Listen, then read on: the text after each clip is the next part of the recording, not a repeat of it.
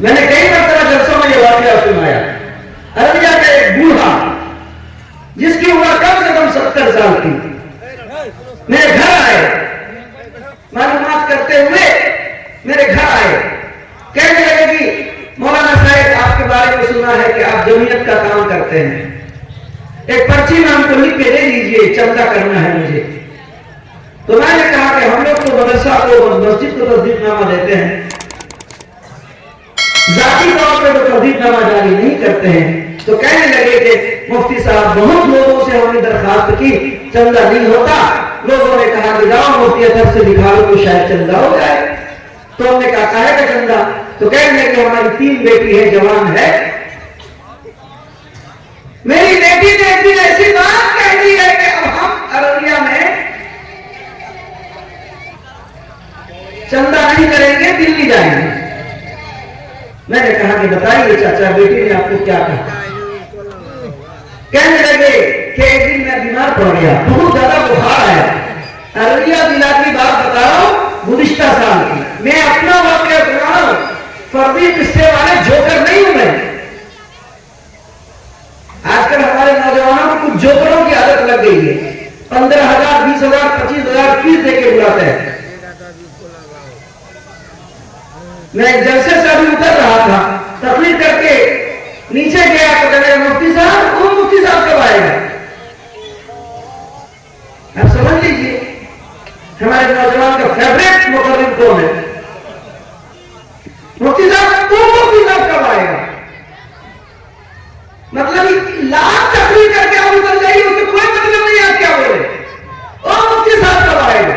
ये लतीफा सुनाएगा, हंसी लगाएगा, महफिलें बजाएगा। अब आगे मैं क्या बोलूं?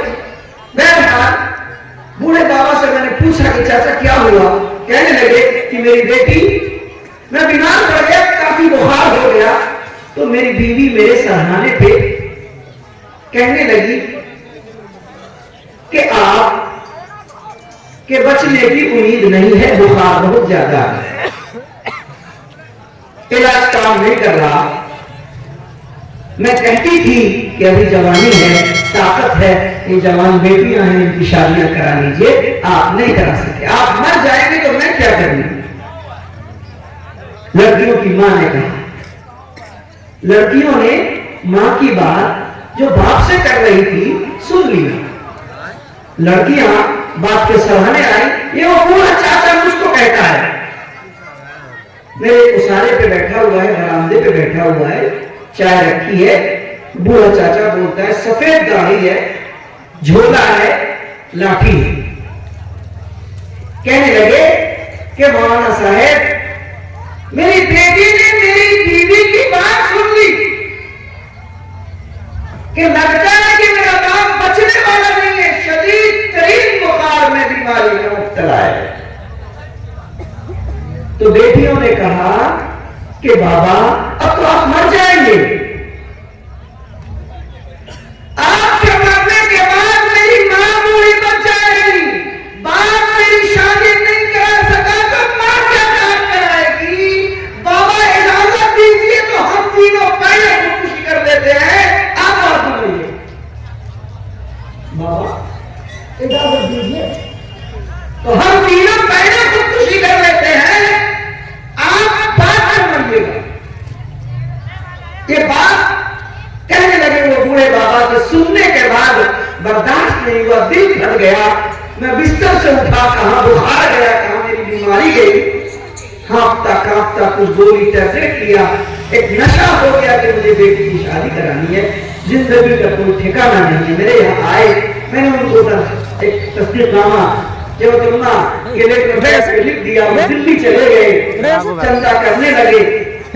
हफ्ता दिन के बाद मैंने नंबर उनको दे रखा था, वो फिर कोई मसला होगा तो बताइएगा। हफ्ता दिन के बाद चाचा का फोन आया कि मुफ्ती अतर साहब, लोग बहुत गालियां दे रहे हैं, लोग बहुत गालियां दे रहे हैं। दिल्ली में जिस दुकान के पास जाता हूं मैं चंदा मांगने के लिए कि बेटी की शादी कराना है, लोग कहते हैं बूढ़े बाबा 70 साल उम्र, दाढ़ी सफेद, हाथ में लाठी, पांव में कपकपा, कितने जालिम हैं आपके बिहार वाले कि आपसे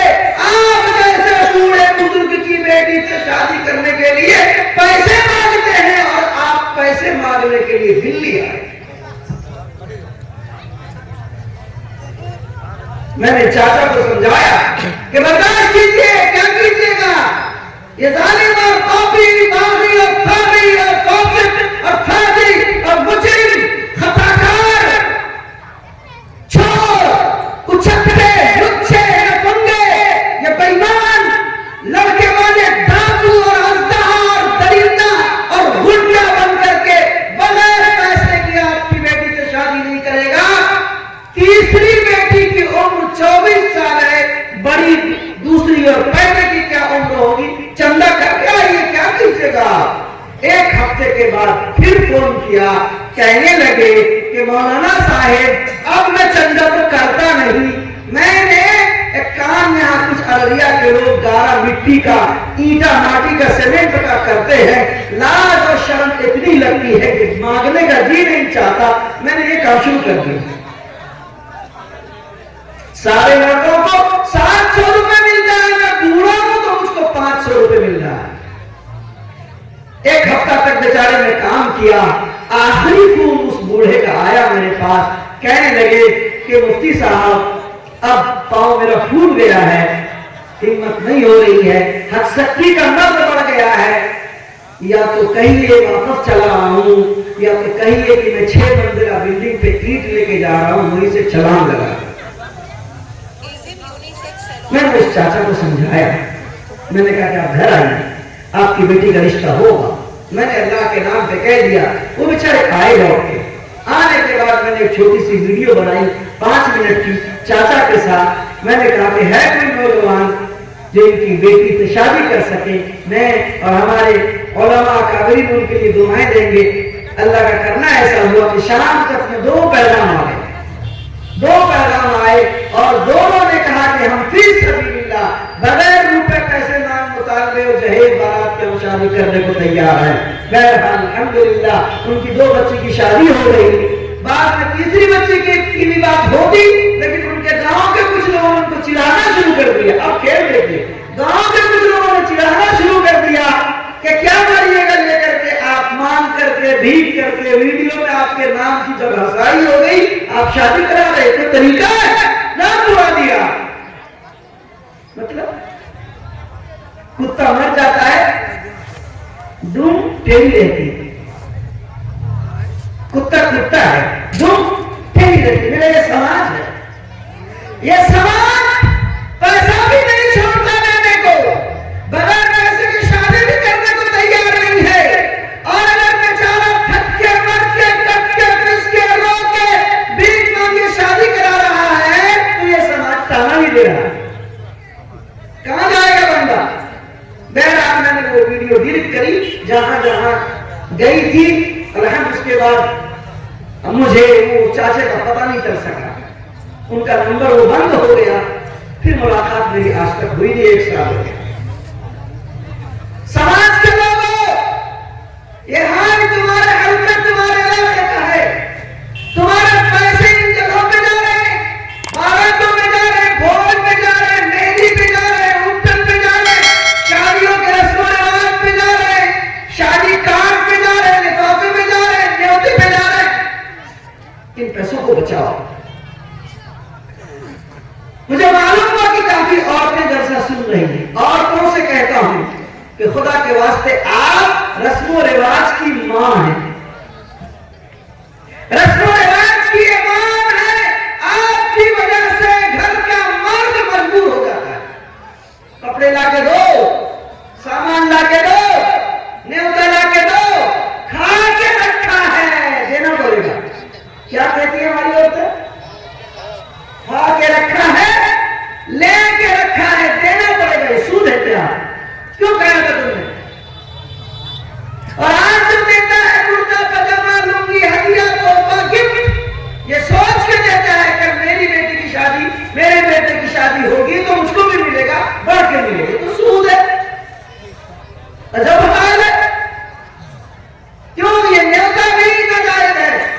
हिंदुआना, ये सारे हिंदुआना तरीके हैं, जानते हैं हिंदुआना तरीके में विरासत नहीं है, इसलिए उनके यहाँ तिलक है। बेटी जाने लगती है तो घर के लोग, बाप भाई जो कुछ रहता है समेट समाज के, कुछ रुपए तिलक के, कुछ रुपए सामान जहेज के दे के रवाना कर देते कि जा बेटी जा, तुझको तो कुछ मिलेगा नहीं। आपकी शरीयत में और हमारे मजहब में तो लिज़्ज़कर मिस्लु हज़्ज़िल उन्सयैन के तहत वरासत का उसूल मुतय्यन है। इसलिए मुसलमानों आप एक काम करो, अगर आपको जहेज का रिवाज को खत्म करना है, शादी को आसान बनाना है, तो लिज़्ज़कर मिस्लु हज़्ज़िल उन्सयैन, दो लड़की बराबर एक लड़का, दो लड़की बराबर एक लड़का, ये वरासत का उसूल है, तरके का निजाम है। आप ऐसा करो, कोई रुपया पैसा नहीं, जब लड़के की तरफ से पैगाम आए शादी का, निकाह का, तो आप कहो कि रुपया तो हम नहीं दे सकेंगे। मेरी बात समझ रहे? मेरी बात समझ रहे? आप चाचा लोग समझ रहे? आप क्या कहिए, जब लड़के का पैगाम आए तो आप कहिए कि हम रुपया तो नहीं दे सकेंगे, 2 लाख 4 लाख तो नहीं दे सकेंगे हम आपको, अपाची तो नहीं दे सकेंगे, पल्सर तो नहीं दे सकेंगे, होंडा तो नहीं दे सकेंगे। हम क्या करेंगे, मेरे पास जितनी जमीन है ना, बेटा और बेटी में बांट देंगे, और आपकी होने वाली दुल्हन का हिस्सा शादी के दिन आपको, बेटी को रजिस्ट्री करके आपके साथ रवाना कर देंगे। बोलिए, वो दामाद पैसा मांगेगा, पैसा मांगेगा कि वो खुश हो जाएगा कि हमको तो वरासत में हक मिल रहा है। अगर बाप मर गया है तब तो भाई, बाप मर गया है तब तो भाई शरीय उसूल के मुताबिक तरका दे देगा, और अगर बाप जिंदा है फिर भी वो कह रहा है कि मेरी जितनी जमीन है हम अपनी बशाशत से बेटी को उसका हक दे देंगे। दामाद ये सोचेगा, दूल्हा ये सोचेगा कि इस घर में 2 लाख 4 लाख के मुकाबले में ये तो ज्यादा मिल रहा है, 5 लाख के मुकाबले में ये लेना है, वरासत का हक भी अदा होगा, ये सिस्टम और रिवाज भी टूटेगा। दोस्तों, बुजुर्ग और भाइयों, लंबी तकलीफ नहीं करनी, बात को मैं मुख्तसर करता हूँ, समेटता हूँ। आज का ये जलसा दीनी तालीमी इस्लाही जलसा, दीन के हवाले से ये बातें दिन से हो रही हैं कि हम सब दीनदार बने, नेक बने, सालिह बने, पैसे को तालीम में खर्च करें, पैसे को तालीम में खर्च करें, फुदूलियात में, नज़रियात में, रसूमात में खर्च न करें, उन पैसे को तालीम पे खर्च करें। अल-अमीन एकेडमी मैंने तो देखा नहीं है कहां पे है, लेकिन उनके जेरे एहतमाम ये जलसा मुनक़िद है। कारी तस्कीन साहब उसके बानी है और मौलाना तनवीर नदवी उसके डायरेक्टर है। शायद बगल में है, स्कूल बगल में है। मैंने जी माशाअल्लाह मैंने काफी देखी है अभी यहाँ मुफ्ती तबारक हुसैन साहब जो जलसे के माशाअल्लाह अनाउंसर हैं, बड़े मुखलिस हैं और बड़े आलिम हैं। अल्लाह इनको सेहत सलामती अता फरमाए।